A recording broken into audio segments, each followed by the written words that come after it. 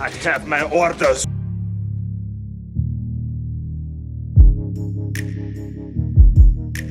Hello everybody and welcome back to the channel. In today's video, that is going to be the second series in our two-part series around ITM Power, a very interesting hydrogen company. So in part one, we definitely urge you to check that one out if you haven't seen it, to get an understanding of the products, some of the partnerships, some of the manufacturing capabilities of ITM Power. We definitely established that they are a competitor to Nel that we covered in a separate video, in the sense that they're also focusing on PEM electrolyzers and also the refueling stations. Although as of today, from a revenue perspective, they are significantly smaller than Nel as an example. In this part 2 video, we're going to look at some of the key achievements for the most recent period. We're going to take a look at the backlog at the moment. We're going to see how it has developed. We are going to see how we think it may develop in the future. We're going to look at their financial situation. We are going to look at some key deals that have been made. And we're going to look a bit about how ITM Power in the end stack up against some of the other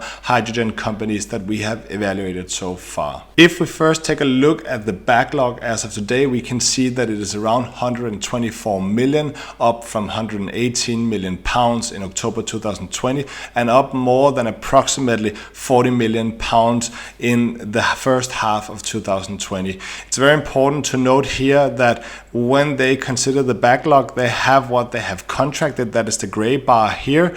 Then they have the yellow one, which is backlog under negotiation, so it means that it has not even been finalized and therefore cannot really count yet.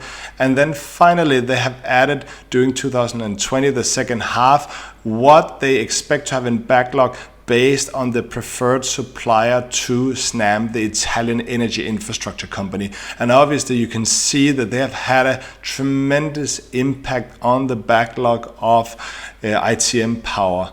What is really interesting is, of course, that the backlog stands around 124 million pounds versus a revenue of only $4.5 million as of today. So obviously having a backlog doesn't mean that this will necessarily materialize into actual revenue.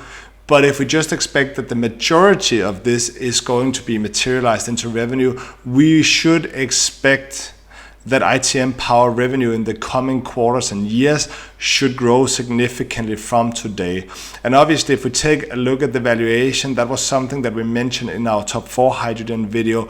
The price to sales ratio of ITM Power is crazy high at the moment. So obviously, one of the reasons for that now is that we can see that the backlog has increased significantly. So there is an expectation that revenue is going to increase, which will obviously decrease the price to sales ratio if the share price stays where it is as of today. So that is really important to keep in mind now when looking at the other video, that the current number is estimated to see for hopefully something like exponential growth in the coming years. The next key achievement, which is not really a huge key achievement in our opinion, that is the tender pipeline has grown significantly with 100 million over the last quarter. And obviously this is good in the sense that the opportunities for ITM Power has become bigger. There's going to be more market to be captured. However, it's by no means guarantee that ITM Power is going to be awarded that. So we will take this number a little bit with a grain of salt, but it's obviously an indicator that the hydrogen market is growing as we speak, which is good for the companies participating in this sector. The third point, which for us is even more important, is that they had a fundraise that was completed in October 2020 of 172 million pounds. So basically they have increased their cash balance with 172 million, and that was one of our concerns when we evaluated the company as part of the top 4. We say, hey, they're burning a shitload of money, they will not have sufficient cash, so they definitely need to go to the market and raise more equity. And again, that's what they have done successfully. And obviously this money, we will touch upon it later in the video, that is going to be used to expand the business and expand the manufacturing capabilities, etc. And again, here they have just put a side note that this includes the 30 million investment by Snam, which again is a good indicator because investment in Snam should be translated into future revenue as well. It's, strengthening the partnership between the two companies. So overall, this is a very good point. Then they mentioned the occupation of Bessemer Park, the new manufacturing facility, which happened in January this year. It's also very good. We have touched upon that. They had a sale to Linde of 24 megawatt, which they call the world's largest PM electrolyzer. We would disagree a bit with that from what we have seen from Nel, but nonetheless a critical project for ITM Power. And again, it just illustrates the strong partnership that they have with Linde, who owns part of ITM Power, as we mentioned in the Part 1 video. Then with Linde, they are working on a 100 megawatt Humber feed study, which is in process. Maybe it will materialize, maybe it will not, but that's another big opportunity for the company. They have entered into a strategic partnership with what is called Scottish Power, including a first deal of 10 megawatts. So again, another good project for them. It's not huge, but it's quite decent compared to what they have had in the past. And then they basically believe that there's strong momentum within Linde key strategic markets, which again linked a bit to the sale of the 24 megawatt, the feed study, etc. So all in all, quite good news from ITM Power in the last quarter. We can clearly see that they are relatively dependent on the partnerships that they have entered into with Linde and Snam, but maybe it's good to piggyback on their projects and thereby being able to get a foot into the door to some of the larger projects. We definitely do not see this as a bad thing. So just to go into detail on the recent huge award from Linde, they call it the world's largest PM electrolyzer. Okay, we would doubt that this is correct given what we have seen from Nel, but still very significant for ITM Power. And basically, this is going to be in Germany. It's going to be the first large industrial scale project of this size, which is obviously very important. As ITM Power puts it, it demonstrates Linde's commitment to the technology, and we clearly agree with that. If this is going to be successful, it's definitely going to be replicated other places, in other chemical sites. So this is a huge deal for ITM Power and something that they need to deliver on, and it's definitely going to be the reference point for future projects. So all in all, quite good. Then they have another award, which was with Ørsted and Siemens Gamesa in relation to offshore wind integration project. And this is also quite interesting, of course, because if they can start using it for this offshore projects, it means that there will be more market to be captured for ITM. We would though say that our understanding is that it is extremely expensive to do this offshore, and there's a lot of people that doubt that this will fly a lot in the future. At least it will take significant amount of years before it will become commercially attractive. So there are already some doubters out there, but in the end of the day, for ITM Power, this is going to be a good way to illustrate their capabilities. And although the project is relatively small, again, it's just a new way to see if they can increase the market opportunities. So quite interesting thing to follow in the future, and it will be interesting to see if this is going to be a success or not. So if we take a step back and look at what they mentioned as under the key achievements, the tender pipeline, and also the current backlog. What is quite interesting is obviously that there's a lot of projects going around the world, and they're categorized them according to the potential contract value. 40 million pounds is the green, 20 million pounds is the yellow, orange is 10 million pounds, and below 10 million pounds is the blue. And as we can see here, the most important market for ITM Power as of today is Europe. That is highlighted down here. Quite a few big projects we can see here in Germany, which one of them is probably related to the Linde deal that they just did recently, but also in other parts of Europe, there are quite a few decent sized hydrogen projects underway, which obviously is an opportunity for ITM Power, and this is where their main focus is as of today. That is clearly illustrated on their backlog value, which is shown by market segment. As we can see, all projects, with the exception of a small one in Australia for refueling, is concentrated in Europe. And the majority part of that is in Italy, which is obviously linked to Snam, which is based in Italy.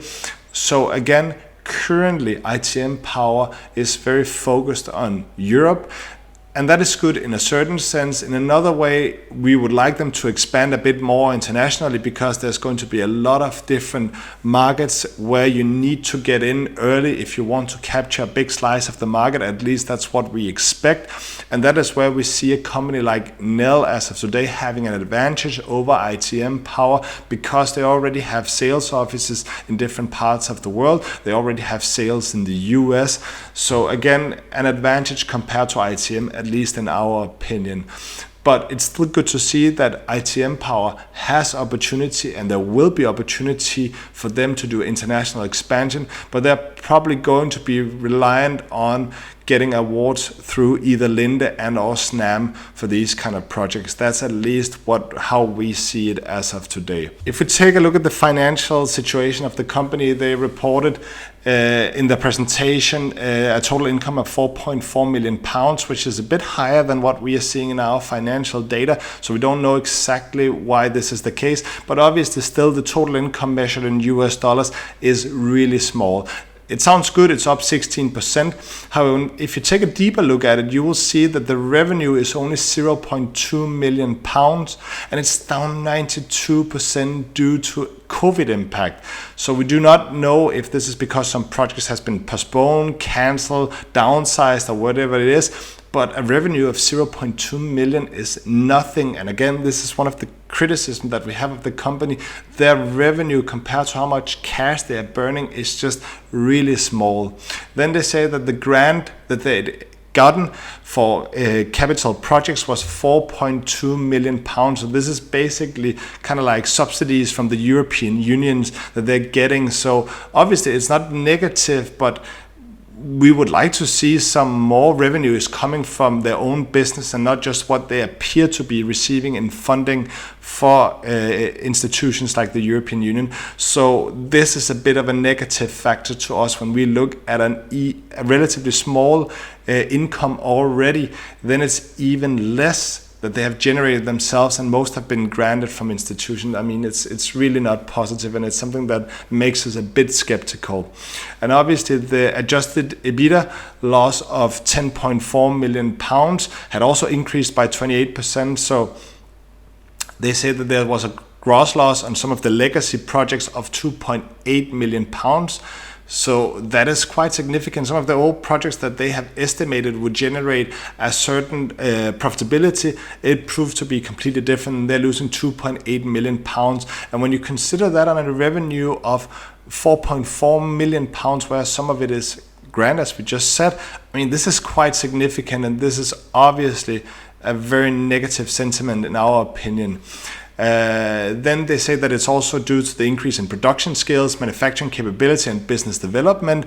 We do agree with that. They have a new facility that they have just started up now. They have increased the number of people in their organization, so obviously the general administrative expense have gone up. We also believe that they're doing more marketing than what they used to do, so all these things obviously have a negative impact, but overall this is not good when we read that.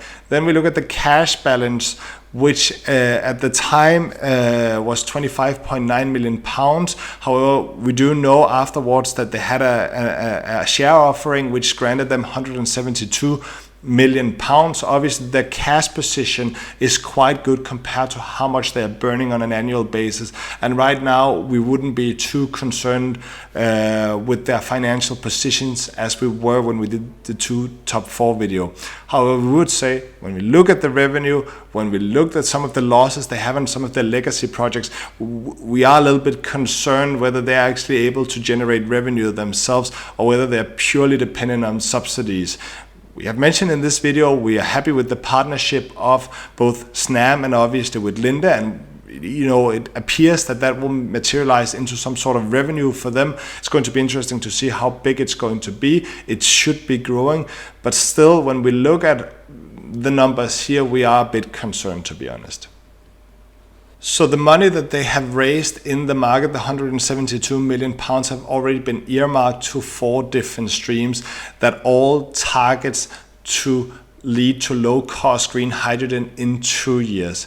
47 million pounds is linked to what they call technology acceleration, and we believe that this is linked to the PM 5 megawatt stack that they are working on. And obviously, as we mentioned with Nel, ITM Power is also working on making their capacity for the PM bigger, more efficient, basically better. So 47 million allocated to that. Then they have 37 million to manufacturing acceleration, which we suspect must be related to the new facility in Bessemer. They have 32 million related to operations acceleration, which we're not 100% sure what that covers necessarily, whether that is to expand to different markets or it's after sales services or whatever this is. But they have put 32 million pounds towards that. And finally, they want to put 30 million pounds into the ITM Motive, which is the refueling station. And as we mentioned in part 1, they have 7 as of today. They want to go to 12 in the middle of this year, and they want to go to 100-ish in approximately 5 years' time. So again, the money that they have raised in the market had already been allocated to these projects for the coming years. And again, if they do not start becoming more profitable, or at least losing less money, if they already know that they're going to spend most of the cash that they have on different projects, well, this means that there could be a risk that in a few years they're going to go to the market and ask for more money. However, in the end, obviously what ITM Power hopes is that they can increase the volume, they can reduce their costs through this, become more attractive, they can capture more market share, which we do also expect that they will be able to through their partnerships, and that will obviously lead to higher revenue. But we would say that when you're already allocating most of the cash that you have to these 4 streams, well, there is a risk that you need to go and raise more money in the future. And as a shareholder, you need to be aware of that, because that will obviously mean that they're going to dilute the value of the stock, etc., etc. You know the story. So similar to Nel, ITM Power has a big achievement that they want to reach in 5 years, and that is basically to reduce the cost of electrolyzer with 50% within the next 5 years. And basically they believe that the biggest gains is available in the PM stack technology and the power conversion. So the stack technology was around having larger stacks in the future, more megawatt. They also believe that product standardization and modularization will give cost reduction similar to what we saw in Nel, nothing different there. Product control enables improvement in all areas. Okay, we don't really know exactly what that means. It seems a bit fluffy. Leveraging their buying power with their partners. So basically, Linde is generating their sales. We definitely believe that is true. If it's Linde who is doing the deals with customers, they are bigger and therefore have more purchasing power, and that should also benefit ITM Power. They say that they're currently ahead of their target, which is obviously good, and hopefully that can continue in the next 5 years.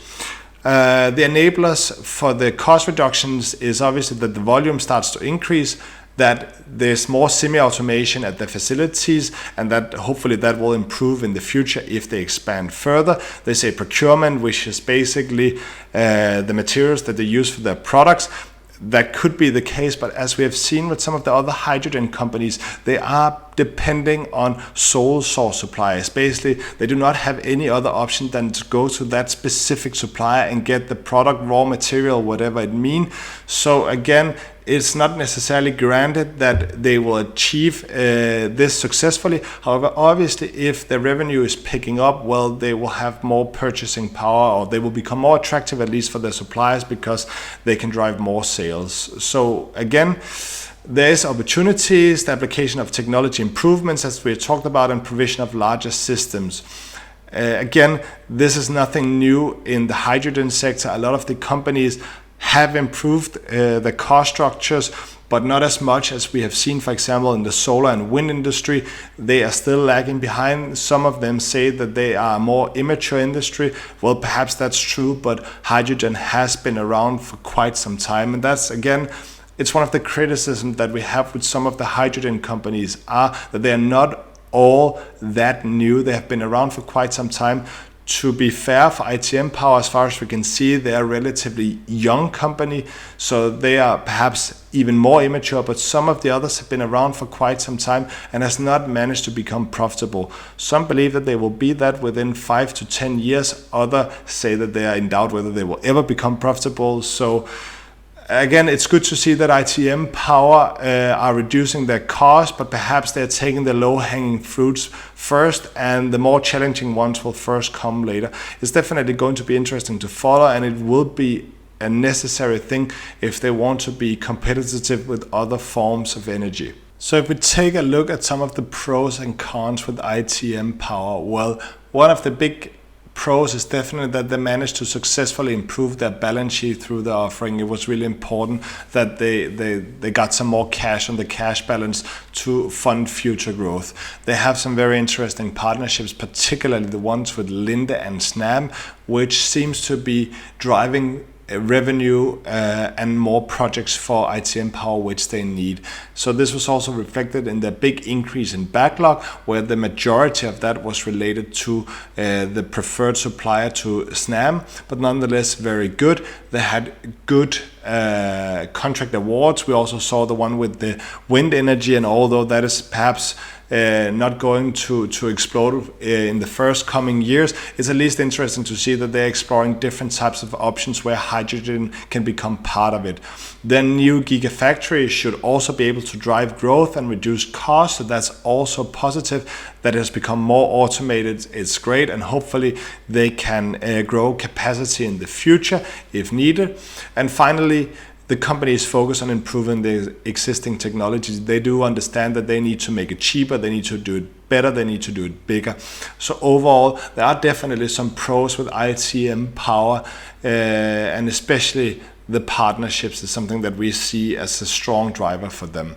However, there's also some cons.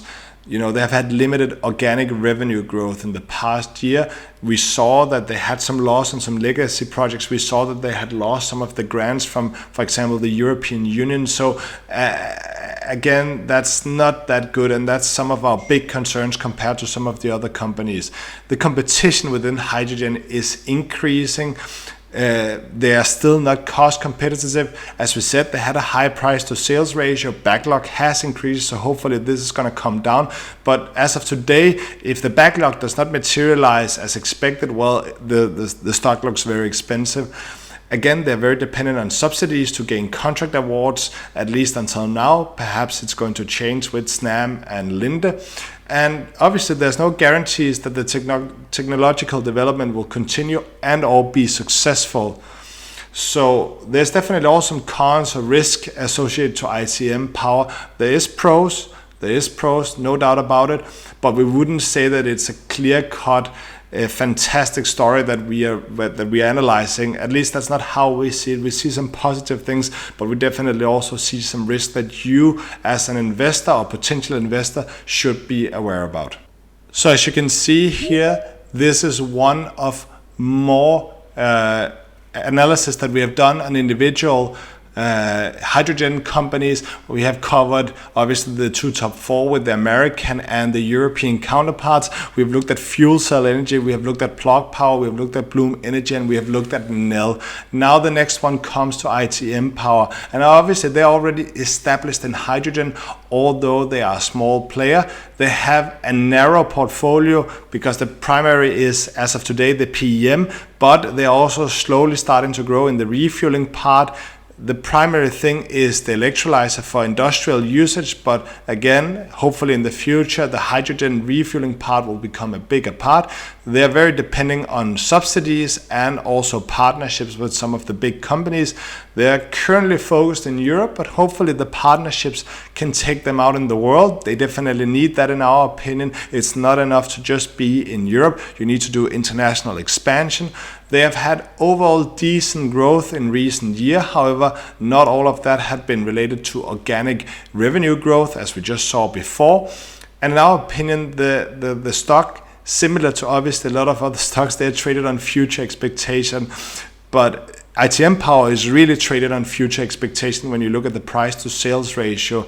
also considering the big increase in the backlog, because that does not guarantee that it will be materialized into revenue. So again, there's definitely some points that we like on this company, especially the partnerships with Linde and Snam. We are looking forward to see if this will lead out to more deals, especially on a more global scale. If it does that, we may be more interested in the stock. However, as it is as of today, we think that there are better picks out there. We like Nel better overall as a company. We think that they have a better path to become successful than ITM Power, at least as of today. This does not mean that that is how it's going to end in the end of the day, but this is just our feeling as of today. We prefer Nel over ITM Power from a pure sales and also expansion perspective. The technology, again, we're going to stay out of that discussion simply because we do not have the competencies to state which one of the technologies are the best, specifically on the PM, but obviously also on the refueling stations. That was all we had for today. We really hope you enjoyed this video. Please subscribe for future content. Please give us a like. It really helps with the algorithm. Please provide in the comment section. Do you disagree with us? Do you think that ITM Power is better than Nel and some of the American counterparts? Or do you think that we are right in our assessment? We always appreciate your input, as there may be points or sides of the story that we have missed. Besides that, there's not much more to say than stay safe. Have a nice day. Hasta la vista, baby.